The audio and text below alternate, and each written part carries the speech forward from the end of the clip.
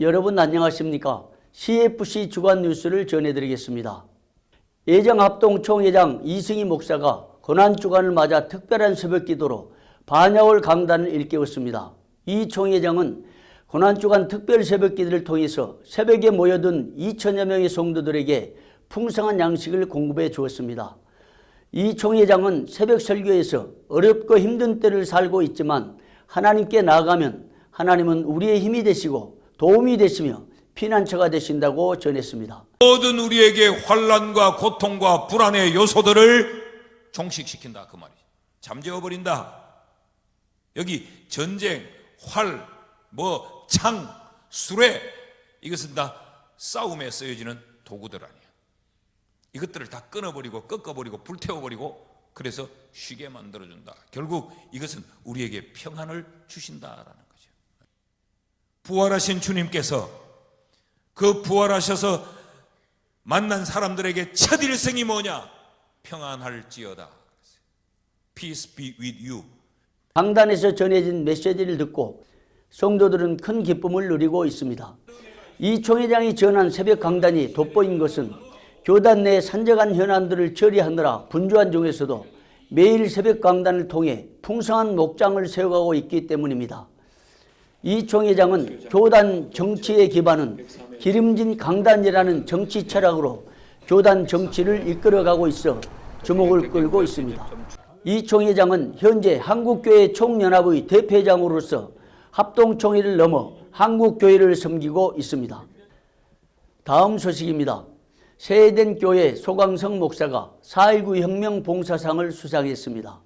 4.19 혁명 국가조창기도회 준비위원회는 제37회 4.19 혁명 국가조창기도회를 열고 제7회 4.19 혁명 봉사상 수상자로 소강석 목사를 선정하여 시상식을 거행했습니다. 준비위원회 측은 소강석 목사는 한국 기독교계의 중진 목회자와 시인으로서 강단의 설교와 언론 메시지를 통해 많은 사람들에게 소망과 위로를 선포했으며 마르틴 루터킹 재단의 국제평화상, 국민훈장 동백장을 수상했고 한민족 평화나눔재단 이사장으로서 봉사하면서 한국전쟁 참전용사를 초청하는 등 한미 친선 외교에 크게 기여했다고 밝혔습니다. 이날 행사에서 피우진 국가보훈처장이 대독한 문재인 대통령은 축하의 메시지를 전했습니다. 시상식 후 가진 수상소감에서 소 목사는 4.19 세대는 아니지만 그 숭고한 뜻을 알기에 지금까지 섬겨왔다면서 부족한 자에게 귀한 상을 주셔서 감사드리며 앞으로도 한반도 평화와 민주주의의 꽃을 피우도록 미력 하나마 힘쓰겠다고 밝혔습니다. 다음 소식입니다. 예정합동 중부노회가 총회장 지시에 의한 긴급노회로 모임을 가졌습니다. 중부노회는 18일 총회관 5층 회의실에서 70여 명의 목사회원들과 장로 총재들이 모여 만장일치로 노회 분립을 결의했습니다. 이번 결의로 수년간 이어진 노회 내부의 분규가 종결될지 교단에 관심이 쏠리고 있습니다. 총회 임원회는 중부노회 사태를 수습하기 위해 소위원회를 구성하는 등 대책을 세웠지만 분규는 쉽게 가라앉지 않았습니다. 결국 이승희 총회장이 나서서 부활절 전까지 사태 수습을 위한 결정을 하도록 지시한 가운데 이날 긴급 모임을 갖게 된 것입니다. 노회장 김용재 목사는 CFC-TV와 가진 인터뷰에서 총회장님 지시에 따라 모임을 갖고 만장일치로 분립을 결의했는데 이후에 절차에 따라 원만하게 분립이 이루어졌으면 좋겠다는 기대감을 표력했습니다. 네, 오늘 우리가 긴급 임시회로 모였습니다. 그 이유가 뭐냐 하면 총회장의 지시사항입니다. 중부노회가 오래도록 혼란 중에 있었기 때문에 이제 분립을 하는 것을 우리가 결의를 했는데 이 분립 결의를 통해서 노회가 정상화되고 또 하나님 은혜 가운데에 누가 보든지 합법적이고 그리고 절차적으로 합당하게 잘 분리가 되었으면 좋겠습니다. 그래서 이 일을 위해서 수고하는 총회장님과 임원들이 정말 누가 보든지 정당하다, 공평하다, 합당하다 이렇게 느낄 수 있도록 이 중부노회를 잘 지도해 주시기를 부탁을 드립니다. 또 우리가 갖고 있는 중부노회의 어떤 전통성, 명예, 명칭 잘 지켜낼 수 있도록 여기 모인 우리 한 80명의 그 회원들은 한 마음으로 결의를 했습니다. 이 결의가 잘 지켜주고 또 우리 노회가 총회 산하의 역할을 감당할 수 있도록 격려해 주시고 지도해 주시기를 부탁을 드립니다. 한편 교회문제연구소 이능규 목사에 의하면 최규식 목사 측에서는 서울 모초에서 10여 명이 모여 노회 분립과 관련한 총회장 지시를 유보하기로 결의한 후 해산한 것으로 알려졌습니다. 다음 소식입니다. 종신대학교 신학대학원 총동창회가 강원도 산불로 피해를 본 교단 산하 목회자들을 방문하여 1호했습니다. 이번 1호의 방문은 총동창회 회장 박광재 목사를 비롯한 회계 남서우 목사, 감사 김한성 목사가 1호의 방문길로 올랐습니다.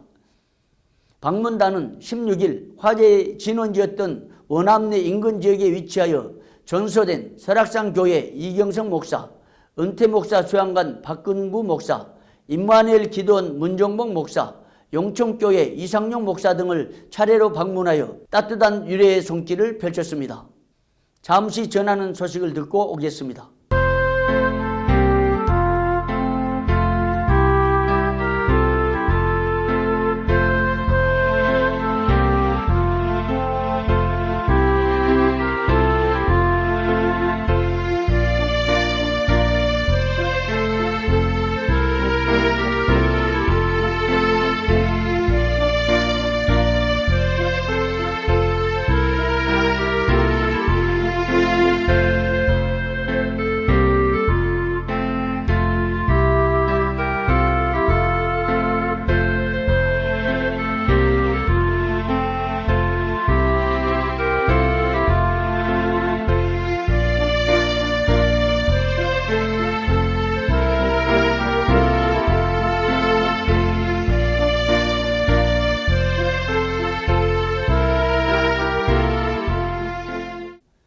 다음 소식입니다. 예장합동 총회 내 연금가입자회가 정기총회를 갖고 유장춘 목사를 회장으로 선출했습니다. 연금가입자회는 지난 2일 총회회관 회의실에서 모임을 갖고 임원 개선 및 현안을 처리했습니다.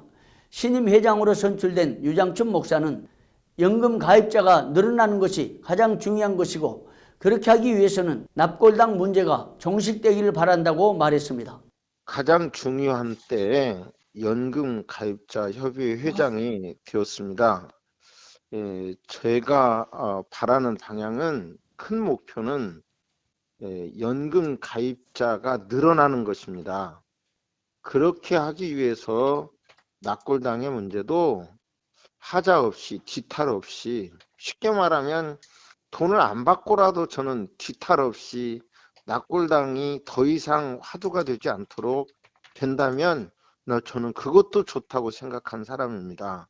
아무튼 연금 가입자를 늘리기 위한 방편으로 납골당 문제도 종식되기를 바라고 아무튼 가장 빠르게 종식하고 납골당 문제를 종결하고 이제 확산되도록 가입자가 늘어나는데 최선을 다할 것입니다.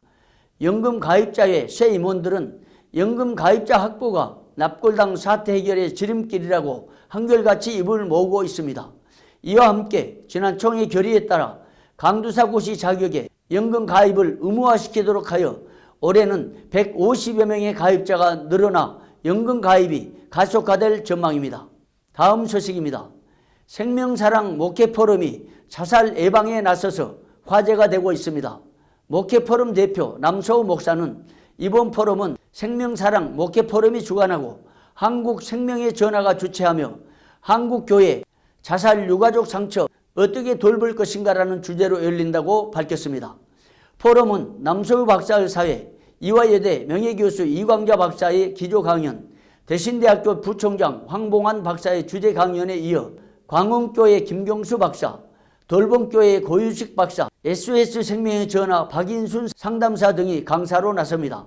통계청 발표 자료에 의하면 2017년 한 해 동안 우리나라의 자살 사망자 수는 12,423명으로 인구 10만 명당 24.3명꼴로 OECD 국가 중 리투니아에 이어 두 번째로 높게 나타났습니다. 이런 실정에서 생명사랑 목회포럼이 자살 예방에 전략적이고 적극적인 대책을 세워나간다는 방침입니다.